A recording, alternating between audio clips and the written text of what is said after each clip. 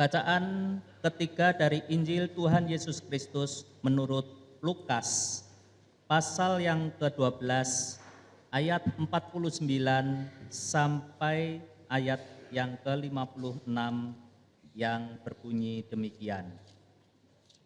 Yesus membawa pemisahan. Aku datang untuk melemparkan api ke bumi, dan betapakah aku harapkan api itu telah menyala.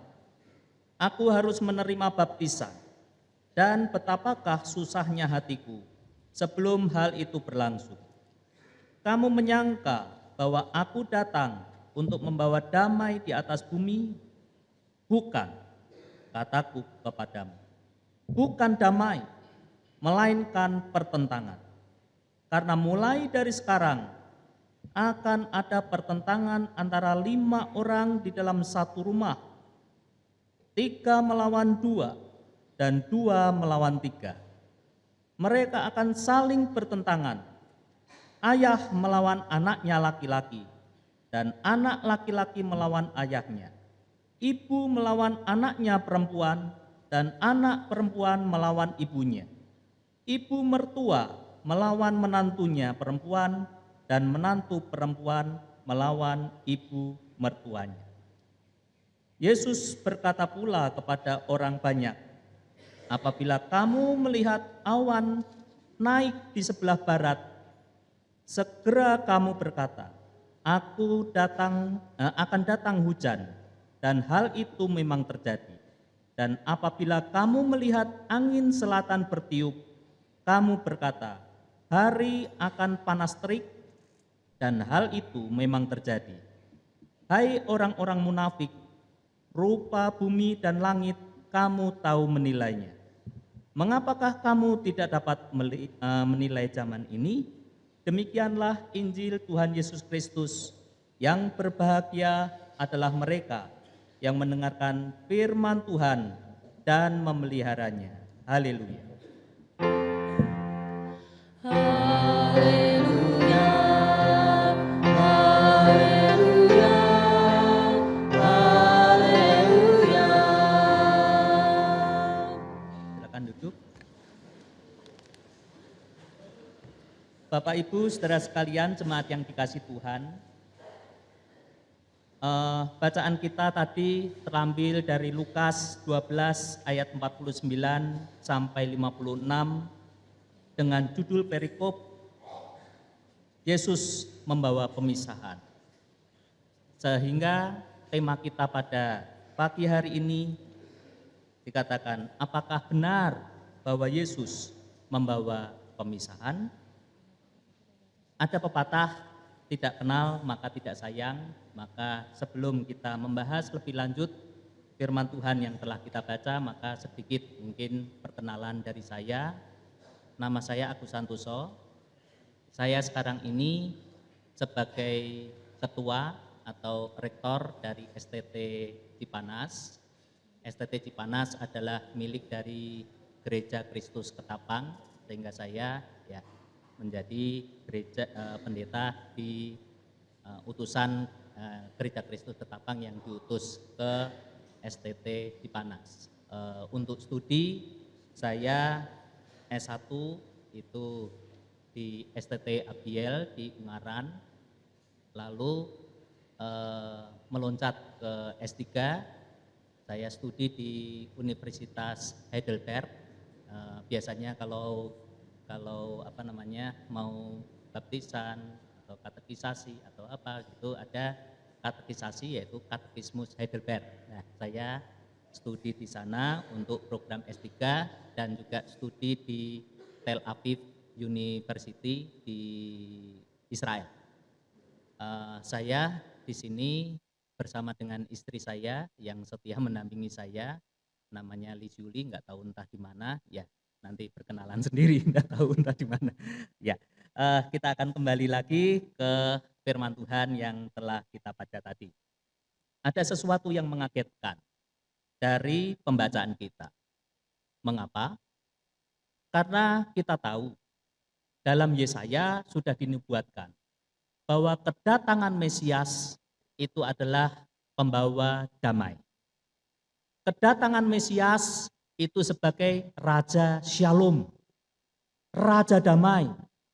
Dan kita kalau Natal seringkali menyanyikan lagu ini, Raja Damai.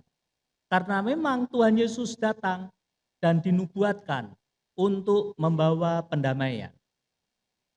Seringkali tema-tema misalnya PGI, tema Natal gitu ya, PGI atau di mana-mana. Seringkali tema ini terus-menerus didengungkan bahwa Yesus Kristus itu adalah Raja Damai. Yesus Kristus itu adalah pendamai. Kedatangannya itu akan membawa kedamaian. Tetapi saat ini kita sangat kaget ketika kita membaca Lukas pasal 12 ayat 49 dan seterusnya ini. Dikatakan bahwa aku tidak membawa damai, malah justru membawa pertentangan. Ayat 51 dikatakan, kamu menyangka bahwa aku datang untuk membawa damai di atas bumi? Jawab Yesus dengan tegas, bukan. Bukan itu. Kataku kepadamu bukan damai, melainkan pertentangan. Dan mulai saat Yesus datang itulah, mulai ada pertentangan akan hal ini. Yaitu antara 5 orang bertentangan, 3 melawan 2, atau 2 melawan 3. Pertentangan itu terjadi, dikatakan di sini, melalui Yesus Kristus. Ayat 53 malah semakin mencengangkan kita. Mereka akan saling bertentangan. Ayah melawan anak-anaknya laki-laki, dan anak laki-laki melawan ayahnya. Ibu melawan anaknya perempuan, dan anak perempuan melawan ibunya. Ibu mertua melawan menantunya, menantunya perempuan, dan menantu perempuan melawan ibu mertuanya. Nah, menjadi pertanyaan bagi kita, apakah memang ada kontradiksi dalam 2 bagian ayat firman Tuhan ini? Di satu sisi dikatakan bahwa Yesus Kristus datang membawa damai. Yesus Kristus datang membawa shalom. Tema pendamaian senantiasa dicanangkan dalam pemberitaan Yesaya tadi, bahwa Yesus Kristus Sang Mesias itu pembawa damai. Tetapi di sisi yang lain dikatakan Tuhan Yesus berkata sendiri, aku justru bukan pembawa damai, melainkan justru membawa perpisahan, membawa pertentangan. Apakah 2 hal ini merupakan kontradiksi? Setelah saya mencoba untuk melihat, saya melihat, membacanya, mengeksegesinya, maka sebenarnya bukan ada pertentangan, bukan ada kontradiksi antara 2 bagian ini. Pokok yang pertama memang bahwa Tuhan Yesus Kristus, bahwa Sang Mesias itu pembawa damai. Dia memang pada dasarnya turun ke dalam dunia ini akan membawa pendamaian. Pendamaian yang pertama antara Allah dan manusia. Seorang profesor yang bernama Calbat, dia berkata bahwa sejak manusia jatuh di dalam dosa, maka hubungan antara Allah dan manusia itu terpisahkan dengan suatu ruang vakum, ruang yang tidak dapat berhubungan lagi antara Allah dan manusia. Satu tempat yang sangat gelap, yang tidak ada hubungan antara Allah dan manusia itu. Tetapi Tuhan Yesus datang. Memang Calbat mengatakan dalam bahasa Jerman Blitznell, seperti blitz, yaitu seperti kilat yang tiba-tiba terang, terus tiba-tiba lagi gelap. Seperti kilat yang memfoto kita itu pada waktu hujan. Cek, dah dari gelap terang sedikit, tetapi kemudian gelap lagi. Tetapi toh kedatangan Tuhan Yesus itu membawa pendamaian antara Allah dan manusia. Dan sekaligus kedatangan Tuhan Yesus itu membawa pendamaian antara manusia dan manusia. Tetapi di dalam Lukas tadi dikatakan memang sepertinya seperti itu, seperti kontradiksi. Bahwa ada pertentangan antara mereka. Tetapi ketika kita lihat di sini adalah sebenarnya terfokus kepada hal-hal yang terjadi di akhir zaman. Bahwa di akhir zaman pada penghakiman itu maka Tuhan datang dan membawa pemisahan itu. Jadi pada akhir zaman ketika Tuhan datang, Dia membawa pemisahan itu. Pemisahan antara orang yang setia kepada Tuhan, orang yang percaya kepadanya, dan pemisahan dengan orang-orang yang memang pada dasarnya di akhir zaman itu terjumpai bahwa dia tidak menerima Kristus sebagai juru selamat pribadi. Jadi pertentangan yang ada itu adalah pertentangan di akhir zaman itu. Memang sudah dipilah menjadi dua bagian itu. Ucapan Yesus ini terfokus kepada kedatangan Tuhan yang kedua kali yang membawa pemisahan itu. Tetapi ketika Tuhan Yesus berkata, "Aku datang." Di ayat 49, "Aku datang." Dalam bahasa Yunani, elton. Secara tenses itu sudah dilakukan pada waktu itu. Pada waktu 2000 tahun yang lalu sudah dilakukan. Berarti pada dasarnya memang kedatangan Tuhan Yesus itu membawa pemisahan itu. Tetapi pemisahan yang diciptakan dari orang-orang itu sendiri. Paulus pernah berkata bahwa Yesus Kristus itu bagi satu orang menjadi batu penjuru, tetapi bagi orang yang lain menjadi batu sandungan, batu sontohan. Tuhan Yesus datang. Bagi orang yang lain, dia beriman kepada Dia. Tetapi bagi orang yang lainnya lagi, ketika menghadap dan mendengarkan cerita tentang Tuhan Yesus, dia mengatakan itu adalah kebodohan. Jadi sejak aku datang, sejak Tuhan Yesus datang ke dalam dunia, orang-orangnya, jadi bukan karena memang Tuhan Yesus yang mencipta itu, tetapi orang-orangnya, melalui orang-orang itulah maka sudah terpisah menjadi dua.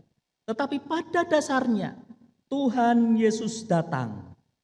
Tuhan Yesus datang pada kali yang pertama itu sesungguhnya Dia membawa pendamaian. Maksudnya apa? Maksudnya adalah orang-orang yang telah mendapatkan anugerah dari Tuhan itu membawa misi damai itu. Martin Luther pernah memberikan ajaran 5 sola. Dia berkata, yang pertama adalah bahwa manusia itu diselamatkan oleh anugerah Tuhan. Hanya oleh anugerah Tuhan. Martin Luther berkata dalam bahasa Latin, sola gratia. hanya oleh anugerah Tuhan saja, maka pendamaian itu terjadi di dalam kehidupan kita. Kita didamaikan dengan Tuhan Allah kita. Pada waktu dulu ketika Adam dan Hawa sebagai manusia pertama jatuh di dalam dosa, maka terjadi satu perpisahan antara Allah dan manusia. Tetapi melalui Yesus Kristus, oleh anugerah Tuhan, anugerah yang telah diberikan oleh Tuhan, maka terjadi pendamaian itu. Dan pendamaian itu hanya melalui iman. Sola fide. Sola gratia, sola fide. Hanya oleh iman kepada Tuhan. Maka ketika kita beriman sola fide hanya kepada Kristus saja, solus Kristus, maka kita menjadi orang-orang yang telah didamaikan kepada Allah. Sehingga kita di dalam nama Tuhan Yesus, kita dapat bercakap-cakap dengan Tuhan. Kita dapat berdoa dengan Tuhan. Sehingga ada lagu, hubungan kita dengan Tuhan itu tidak jauh, melainkan hubungan kita dengan Tuhan itu dekat. Ada lagu yang mengatakan, dia hanya sejauh doa. Sola gratia oleh karena anugerah Tuhan, dan kita mengimani meresponinya dengan iman kita. Sola fide, yang beriman hanya kepada Kristus saja, yaitu solus Kristus yang ketiga. Dan itu ajaran itu hanya ada di dalam kitab suci kita, sola scriptura. Maka dari itu, kita sebagai orang-orang yang telah didamaikan dengan Tuhan, maka ada sola yang kelima, yaitu soli deo gloria. Semua yang ada di dalam kehidupan kita itu hanya untuk kemuliaan nama Tuhan. Maka kita sebagai orang-orang yang telah didamaikan oleh Tuhan, kewajiban kita bukan untuk tidak membawa damai. Memang kedatangan Tuhan itu membawa pemisahan yang ada. Ada orang-orang yang memang tidak mau percaya, dan ada orang-orang yang mau percaya. Memang konsekuensi kedatangan Tuhan akan menyebabkan hal itu. Tetapi Tuhan tidak menginginkan hal ini. Jadi yang terjadi adalah konsekuensi. Tetapi keinginan Tuhan tetap pada yang pertama tadi, yaitu kedatangan Tuhan untuk mendapatkan atau mendatangkan kedamaian yang sejati itu. Dan agen-agen untuk mendatangkan kedamaian yang sejati itu tak lain dan tak bukan, itu adalah kita semua, orang-orang Kristen, orang-orang yang mengaku percaya bahwa Yesus Kristus itu adalah Tuhan dan Juru Selamat kita. Kita harus menjadi terang di dalam dunia yang gelap ini, yang terpisah tadi. Seperti halnya tadi di dalam bacaan kita pada Yeremia pasal 23 ayat 23 sampai 29. Dikatakan di sana bahwa pada waktu itu dosa merambah seluruh umat Israel.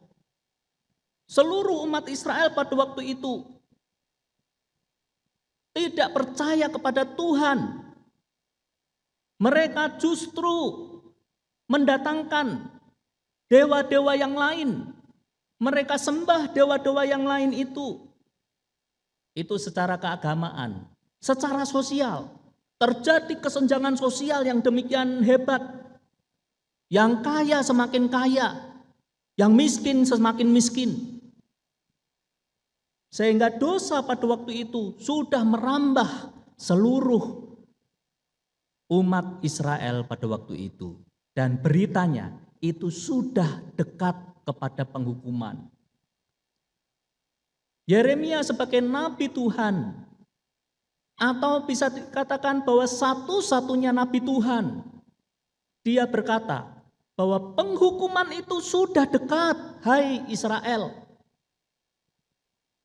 Mengapa saya katakan satu-satunya? Karena nabi-nabi yang lain itu tidak memberitakan berita yang benar. Mereka memberitakan hal-hal yang mengenakkan telinga umat pada waktu itu. Seperti halnya di dalam Mazmur pasal 82 yang dibacakan tadi. Bahwa nabi-nabi saat itu tidak memberitakan berita yang benar dari firman Tuhan. Melainkan hanya mengenakkan telinga umat pada waktu itu. Tetapi Yeremia dengan lantang dia berkata bahwa penghukuman akan datang. Maka kita kaitkan dengan yang tadi. Bahwa pada waktu itu semua memang sudah pada dasarnya sudah jatuh di dalam dosa. Dan upah dosa itu adalah maut. Dan kedatangan Tuhan adalah pembawa damai. Tetapi itu harus ada respons dari umat. Responsnya seperti ajaran dari Martin Luther tadi. Memang keselamatan itu adalah anugerah dari Tuhan. Tetapi umat harus meresponinya. Meresponi dengan sola yang kedua dan sola yang ketiga. Yaitu sola fide dan solus Christus. Hanya beriman kepada hanya Kristus saja. Hanya beriman kepada Kristus, maka kita mendapatkan anugerah Tuhan itu. Ibrani tadi di dalam Ibrani pasal 11 ayat 29 sampai pasal 12 ayat yang kedua yang telah dibacakan tadi. Bahwa ketika kita menanggalkan semua beban dan dosa dan berlomba dengan tekun untuk mencapai tingkat kerohanian yang semakin dewasa itu. Melakukan dan fokus kepada Kristus saja. Dan tetap mengikut dan memikul salibnya. Maka kita akan menjadi pendamai-pendamai itu. Jadi berkat apa yang dapat kita peroleh melalui pembacaan pada hari ini? Yang pertama, konsekuensi kedatangan Tuhan adalah konsekuensi membawa pemisahan. Mengapa membawa pemisahan? Karena tadi saya terangkan bahwa memang keselamatan itu berkat anugerah dari Tuhan. Tetapi harus ada respons pribadi dari manusia-manusia yang ada. Respons pribadi itu adalah dengan kita beriman. Iman kepada siapa? Iman hanya kepada Kristus saja. Maka kita mendapatkan anugerah itu. Sedangkan orang yang tidak meresponi itu, maka memang anugerah itu bagi semua. Tetapi orang yang tidak meresponi itu, maka dia tidak akan mendapatkan anugerah dari Tuhan itu. Memang membawa pemisahan. Yang kedua, tetapi kita, tanggung jawab kita, itu tidak betul-betul, kamu di luar sana, aku di sini, imanku ini, imanmu begitu, ya sudah. Itu adalah tindakan yang tidak terpuji dari orang-orang yang seringkali kita mengatakan mengkafirkan orang yang lain. Justru Tuhan datang tidak membawa pemisahan, itu intinya. Tuhan datang itu ingin membawa pendamaian. Maka berkat yang kedua adalah biarlah kita menjadi orang-orang Kristen yang senantiasa taat dan tekun untuk menjalankan firman Tuhan. Dan firman Tuhan itu apa?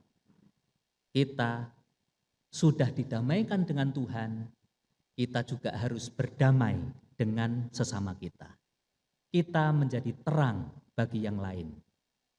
Saya akan tutup dengan satu ilustrasi untuk berkat yang kedua. Suatu hari ada seorang ibu dari orang non-Kristen. Dia berkata kepada anaknya, anakku, kamu jangan nakal, malu dengan orang Kristen. Nah, pernyataan dari seorang ibu ini mengisyaratkan bahwa tindakan orang-orang Kristen itu baik, membawa pendamaian. Malu dengan orang Kristen, malu karena orang Kristen itu dapat menjadi terang bagi yang lain. Tetapi itu dulu, sekarang lain. Kadang-kadang orang yang di sana itu berkata kepada anaknya, kamu jangan nakal, malu-maluin sama seperti orang Kristen. Betul ya? Ya. Tindakan orang Kristen yang seperti ini justru betul-betul menghiakan kata-kata Tuhan Yesus tadi, membawa pemisahan. Tetapi kedatangan Tuhan bukan pada dasarnya, bukan membawa pemisahan, melainkan jadilah terang, sehingga di pengadilan tidak ada nama Maria dituduh korupsi, malu-maluin sama seperti orang Kristen. Hendaknya kita membawa damai kepada orang-orang di sekitar kita. Amin.